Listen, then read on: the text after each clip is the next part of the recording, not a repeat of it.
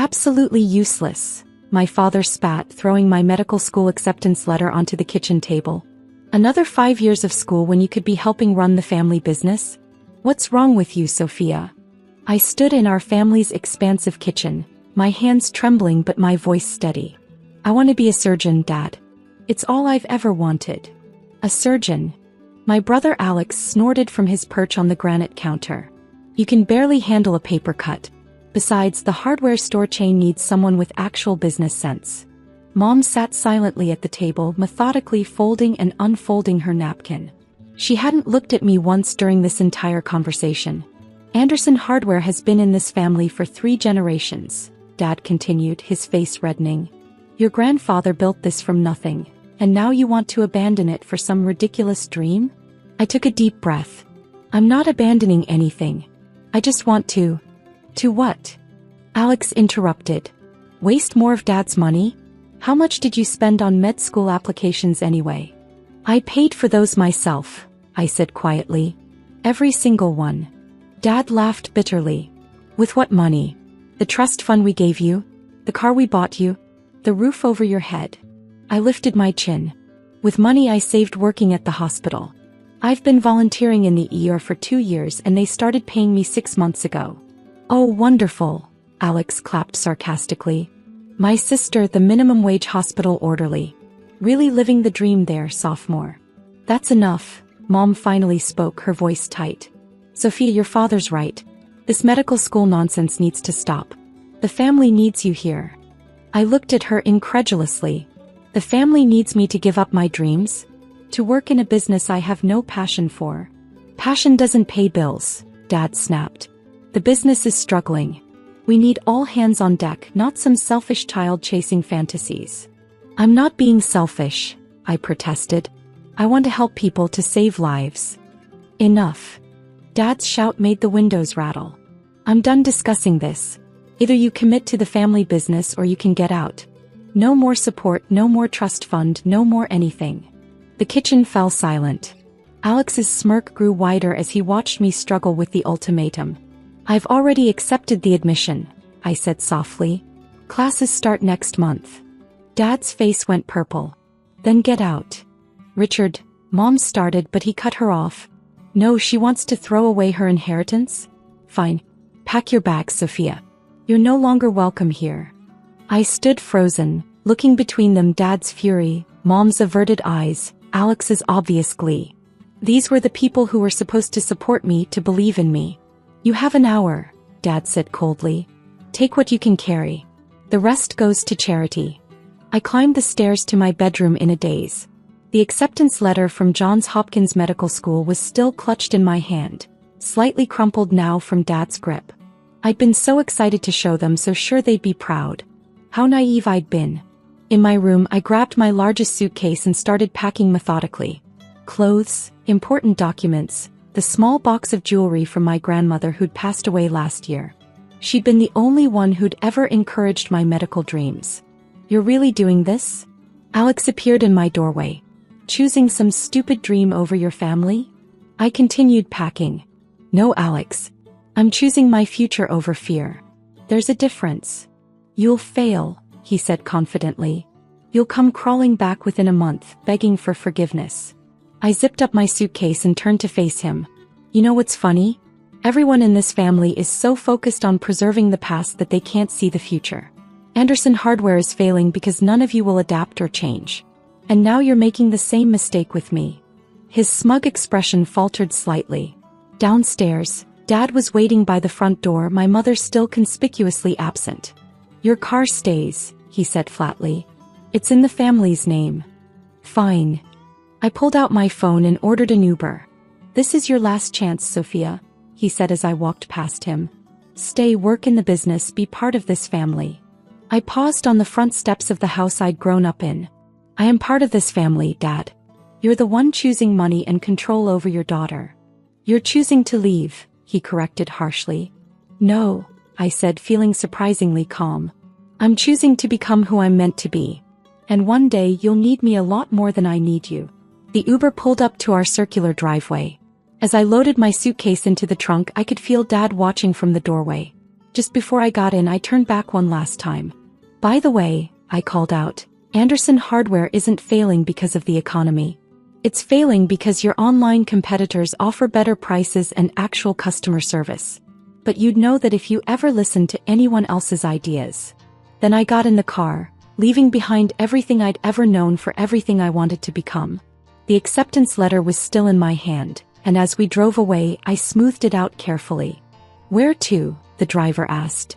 I gave him an address, the small apartment I'd secretly rented last week, using my savings from the hospital job. I wasn't as unprepared as they thought. You okay? He asked, noting my expression in the rearview mirror. I nodded, watching my childhood home disappear behind us. I will be. Sometimes being called useless is exactly the motivation you need to become extraordinary. 10 years passed in a blur of surgical rotations, sleepless nights, and countless procedures. I worked my way through medical school, taking extra shifts at the hospital to make ends meet. Every time exhaustion hit, every time I questioned my choices, I remembered my father's words. You're useless to this family. Those words fueled me through my residency at Johns Hopkins, where I graduated top of my class. They pushed me through my fellowship in cardiothoracic surgery, where I pioneered a new minimally invasive technique that caught the attention of the medical community. Now, at 35, I stood in my office at Manhattan Memorial Hospital, looking at my newly updated nameplate. Dr. Sophia Anderson, Chief of Cardiothoracic Surgery. Dr. Anderson, my assistant knocked on the door. The board meeting is about to start. I gathered my files, straightening my white coat. In the decade since I'd left home, I'd had no contact with my family. Sometimes I'd see news about Anderson Hardware store closures, declining sales, the inevitable shift to online retail that they'd resisted for too long. The board meeting was routine until the chief of medicine made an unexpected announcement. As you all know, Manhattan Memorial is merging with 3 smaller hospitals in the tri-state area, he said. Dr. Anderson will be overseeing the standardization of cardiac care across all facilities. I felt a flutter of pride. My innovative surgical techniques had not only saved lives but had also cut recovery times in half. Now they would become the standard across multiple hospitals. After the meeting, my phone buzzed. Unknown number. Dr. Anderson speaking. Sophia. The voice was hesitant, familiar. My hand tightened on the phone. What do you want? It's your father, she said, her voice breaking. He had a heart attack. The doctors say he needs emergency bypass surgery, but there are complications. They're recommending transfer to Manhattan Memorial. The irony wasn't lost on me. Manhattan Memorial, my hospital where I was chief of cardiac surgery. Does he know you're calling me? I asked coldly. No, she admitted. He's unconscious. Sophia, please. The doctors here say you're the best. They say if anyone can do this surgery, it's you. I closed my eyes, remembering the last time I'd seen my father. Send his files to my office. I'll review the case. An hour later, I stood in the emergency department as the ambulance arrived.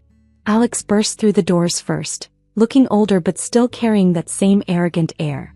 He stopped short when he saw me. What are you doing here? He demanded. My job, I replied calmly, checking my father's vitals as they transferred him to our gurney. I'm the chief of cardiothoracic surgery.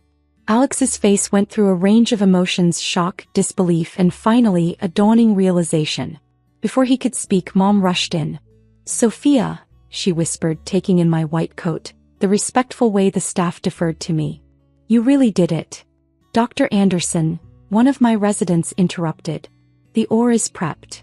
I nodded, starting to walk alongside my father's gurney. Mom tried to grab my arm. Wait, we need to discuss this. Your father wouldn't want. What your father wants, I cut her off, is to live. And right now I'm his best chance at that. Now if you'll excuse me, I have a surgery to perform. You can't operate on him. Alex protested. You're too what? I asked sharply. Too useless? Too weak? I'm the top cardiac surgeon on the East Coast, Alex. The technique we'll be using today? I developed it. The published papers on your father's condition? I wrote them. The residents around us tried to hide their smiles. My reputation in the hospital was legendary, and watching their chief stand up to her past was better than any medical drama. As we reached the OR doors, I turned to my family one last time. You can wait in the private consultation room. Someone will update you every hour. Sophia, Mom called out as I started to scrub in. We were wrong about you. So wrong. I looked at her reflection in the OR window. Yes, you were. Now if you'll excuse me, this useless daughter has a life to save. The OR lights blazed above me as I stepped in, my team ready and waiting. On the table lay my father, the man who'd thrown me out, who'd called me useless, who'd tried to crush my dreams. Scalpel, I said calmly, holding out my hand. Sometimes the best revenge isn't proving people wrong. It's becoming so right that they have no choice but to put their lives in your hands. 8 hours later, I walked into the consultation room where my family waited. Their heads snapped up, faces anxious and drawn. The surgery was successful, I said professionally. We performed a quadruple bypass using my minimally invasive technique. He'll need several weeks of recovery, but the prognosis is good. Mom burst into tears. Alex slumped in his chair, relief evident on his face. He's in recovery now, I continued. You can see him briefly in about an hour. As I turned to leave, Mom called out, Sophia, wait. Your father. When he wakes up. When he wakes up, I interrupted. He'll be in the care of the hospital's best cardiac team. Not because he's my father, but because that's what we do here. That's what this useless daughter built. I walked out, my white coat swishing behind me. At the nurse's station, I picked up my next case file. Life went on and there were more hearts to fix. 3 days later, my father opened his eyes to find me checking his vitals. You. He whispered hoarsely. Hello, Dad, I said, making notes in his chart. I'm Dr. Anderson, your surgeon. And as it turns out, I'm not so useless after all. I walked out of his room, head held high. Sometimes the smallest victories are the sweetest, like saving the life of someone who once threw yours away. In my office, I looked at my wall of medical achievements, the patents, the publications, the awards. Then I smiled, remembering his words from 10 years ago. Being useless had worked out pretty well after all.